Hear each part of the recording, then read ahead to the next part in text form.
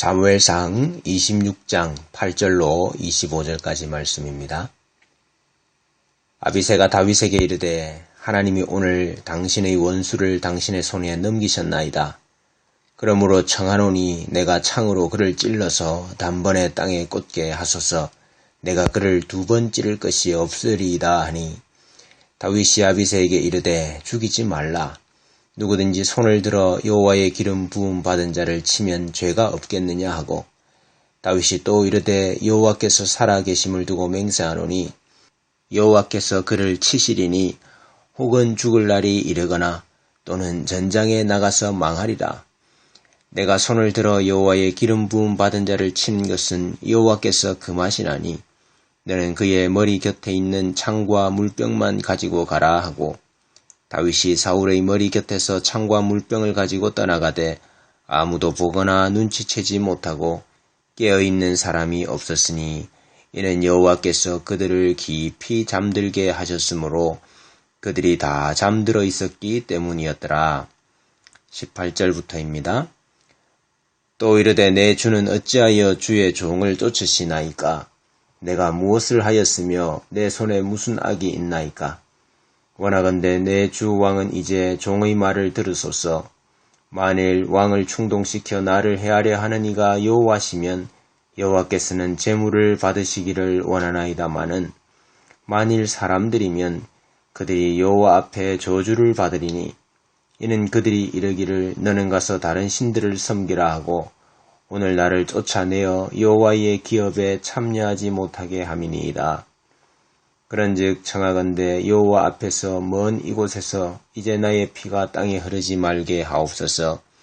이는 산에서 메추라기를 사냥하는 자 같이 이스라엘 왕이 한 벼룩을 수색하러 나오셨음이니이다. 24절입니다. 오늘 왕의 생명을 내가 중히 여긴 것 같이 내 생명을 여호와께서 중히 여기셔서 모든 환난에서 나를 구하여 내시기를 바라나이다 하니라. 사울이 다윗에게 이르되 내 아들 다윗아 내게 복이 있을지로다. 내가 큰 일을 행하겠고 반드시 승리를 얻으리라 하니라. 다윗은 자기 길로 가고 사울은 자기 곳으로 돌아가니라. 아멘. 다윗의 고난, 다윗의 시련이 어떤 고난이며 어떤 시련이었습니까? 사울로부터 살해 위협을 당하는 단지 육신적인 목숨의 위협이었습니까? 아니면 도망자 신세에서 겪는 심리적인 외로움과 압박감이었습니까? 다윗이 당하는 고난의 핵심은 하나님의 약속이 이루어지지 않는 현실입니다. 다윗은 이스라엘의 왕으로 기름 부음을 받았습니다. 그럼에도 백성들이 인정하지 않는 왕입니다. 이스라엘의 왕이 이스라엘 내에 발을 붙일 곳이 없는 현실입니다. 다시 말해 하나님의 약속이 이루어지지 않고 있는 현실이라 이 말입니다. 오늘 다윗이 당하는 고난의 실체가 다윗의 말 속에 잘 드러나고 있습니다. 그것이 19절입니다. 원하건대 내 주 왕은 이제 종의 말을 들으소서. 만일 왕을 충동시켜 나를 해하려는 이가 여호와시면 여호와께서는 재물을 받으시기를 원하나이다마는 만일 사람들이면 그들이 여호와 앞에 저주를 받으리니 이는 그들이 이르기를 너는 가서 다른 신들을 섬기라 하고 오늘 나를 쫓아내어 여호와의 기업에 참여하지 못하게 함이니이다. 여호와의 기업에 참여하지 못하게 함이니이다. 이것이 다윗이 당하는 고난의 핵심인 것입니다. 이 기업은 이스라엘 땅이지요. 가나안 땅을 말하는 것입니다. 약속의 땅 말입니다. 기업으로 받은 약속의 땅에 참여하는 것이 가로막히고 있습니다. 그것도 이스라엘의 왕으로 기름 부음 받은 자가 말입니다. 이것이 바로 예수님의 처지와 똑같은 것이지요. 예수님이 뭐라고 이야기하셨습니까? 여우도 굴이 있고 공중의 새도 거처가 있으되 오직 인자는 머리 둘 곳이 없다 하셨습니다.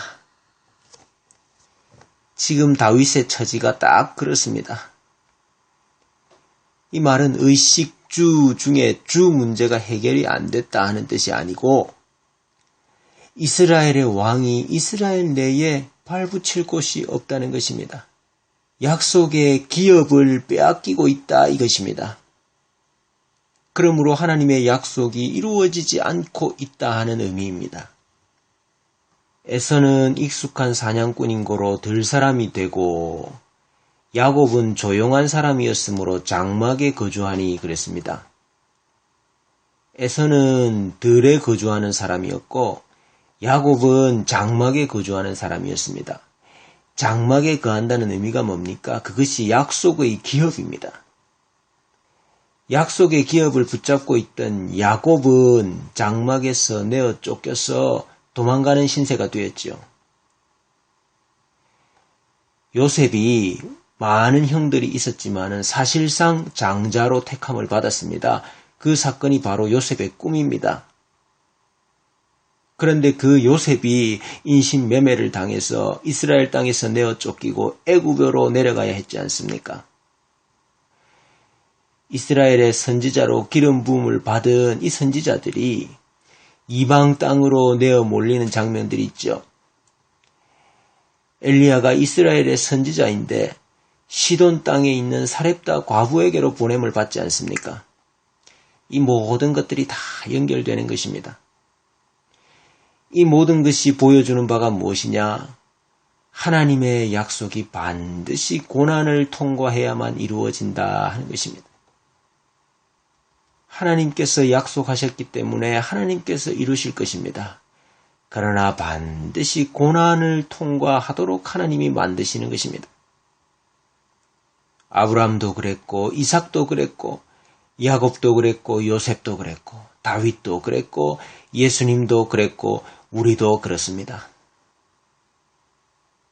오늘 말씀은 그 고난 가운데서도 하나님의 보호와 지키심이 있다 하는 것을 말씀하고 있습니다. 다윗은 사울을 죽이지 않고 살려두지만은 사울은 계속해서 다윗을 쫓습니다. 그런데 이번에는 10사람들이 사울에게 다윗의 은신처를 밀고 합니다. 다윗이 망명 초기에 유대 광야의 이 10황무지의 수풀에 피신해 있었죠. 요나단이 다윗을 찾아가 만난 것도 바로 이 10황무지 수풀이었습니다. 다윗이 10사람들에게 원망살 만한 일이 없었음에도 불구하고 어찌된 영문인지 이 사람들이 다윗을 사울에게 밀고 한 것입니다. 이스라엘 백성들의 섬김도 받지 못하고 있는 왕입니다. 10사람들의 신고를 받은 사울은 3,000명의 용사를 대동하고 10광야로 내려옵니다. 사울의 특별 수색대가 다윗의 은신처 근처까지 턱 밑까지 육박해 왔습니다. 다윗에게는 또 한 번 절체절명의 순간이었습니다. 자기 생명을 수색하러 온 자들의 걸음소리가 점점 가까워지는 것을 느끼면서 다윗이 어떤 마음이었겠습니까? 다윗이 이때 부른 노래가 시편에 나와 있습니다. 그것이 시편 54편입니다. 10사람이 사울에게 이르러 말하기를 다윗이 우리가 있는 곳에 숨지 아니하였나이까 하던 때에 하나님이여 주의 이름으로 나를 구원하시고 주의 힘으로 나를 변호하소서. 하나님이여 내 기도를 들으시며 내 입의 말에 귀를 기울이소서.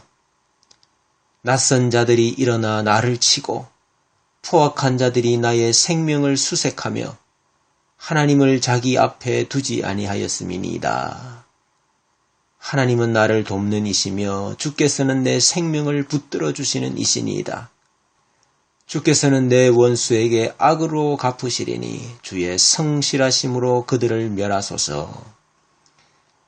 내가 낙한 죄로 주께 제사하리이다. 여호와여 주의 이름에 감사하오리니 주의 이름이 선하심이니이다. 참으로 주께서는 모든 환난에서 나를 건지시고 내 원수가 보응받는 것을 내 눈이 똑똑히 보게 하셨나이다. 다윗의 절박한 기도를 들으시고 하나님은 다윗을 보호하십니다. 그 방법이 무엇이었습니까? 12절 말씀에 보니까 다윗이 사울의 머리 곁에서 창과 물병을 가지고 떠나가되 아무도 보거나 눈치채지 못하고 깨어있는 사람이 없었으니 이는 여호와께서 그들을 깊이 잠들게 하셨으므로 그들이 다 잠들어 있었기 때문이더라 그랬습니다. 하나님께서 그들을 다 잠들게 해버리셨습니다. 성경에서 잠은 죽음의 연습입니다. 하나님은 사울과 그 군대를 살아있지만 죽은 자와 방불한 자로 만드셔서 창과 칼이 쓸 데가 없고 지략과 모략이 소용이 없고 용사의 힘이 쓸모없도록 만드십니다. 그래서 다윗을 보호하십니다. 이 하나님의 보호와 인도와 간섭하심을 믿는 자만이 하나님께 모든 것을 맡기는 믿음을 가질 수 있습니다. 고난의 여정을 통과하여 마침내 약속을 받아 누릴 수 있습니다. 하나님께서 오늘 우리에게도 고난의 여정을 이겨낼 수 있는 이 은혜를 주시는 줄로 믿습니다. 고난 가운데서도 이 은혜가 우리 모두의 인생과 가정과 교회를 붙잡으시기를 빕니다.